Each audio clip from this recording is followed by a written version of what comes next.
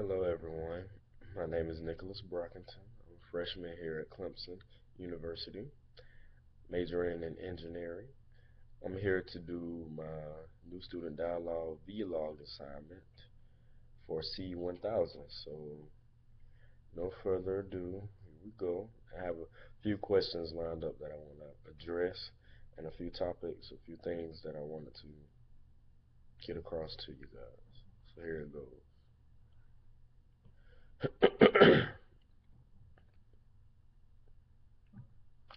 A question was asked, or something that I need to reflect on was, do you feel your group achieved true dialogue? Well, first off, let me come across and tell you what true dialogue is to me. There are three types of communication. There's debate, then you have dialogue, and then you have discussion. Now, debate is more combative or more competitive. You want to say like you have two opposing forces where one has an idea and the other side has an idea, and they both want their idea to win, for lack of a better word, or to get the best of the situation. That's debate. Now, as far as discussion, it is still a little challenging, more of a challenging sense in the type of communication, but discussion is more laid back. It's not as combative as debate. You still have two opposing forces majorly, but sometimes it can just be ideas just from two different people and they're just discussing them out to work them out. Now, as far as dialogue, you're trying to come to basically a connection, trying to reach a connection with the person you're speaking with. Dialogue isn't combative at all. It has a lot of ideas thrown out there, but it's nothing to win or lose. Not a win or lose situation. That's the difference between the three types of communication. Now, in my dialogue was named "I'm Sexy and I Know It." Strong women and men. Excuse me.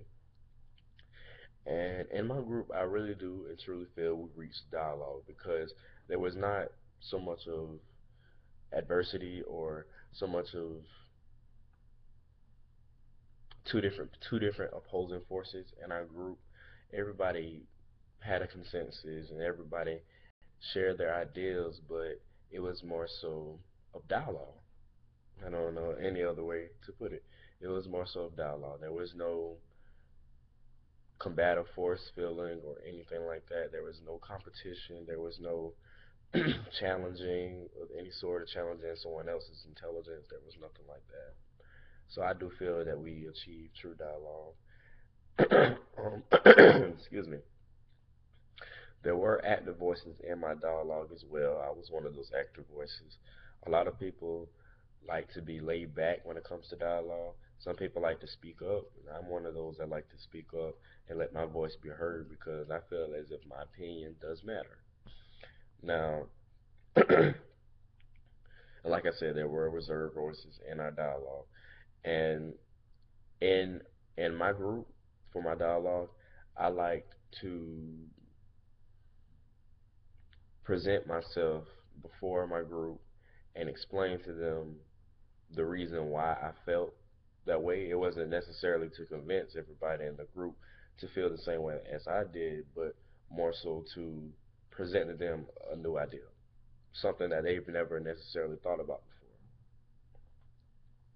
I think dialogue is a component of C1000 simply because it is a useful tool. And the reason why it's a useful tool is because in today's society, dialogue is very important, especially in the work field, on your job, which is the same thing. But on your job, it is important to have dialogue because if you can't hold a conversation, whereas you're not challenging someone or just, expressing ideas versus always trying to convince someone else, then success can be shot for you. But if you can present ideas to someone, especially in corporations, in the professional world, if you can present ideas to someone and get across your point without trying to convince or without trying to persuade, just in a presentation manner where they understand that you're presenting this idea in a formidable manner, then that's very good.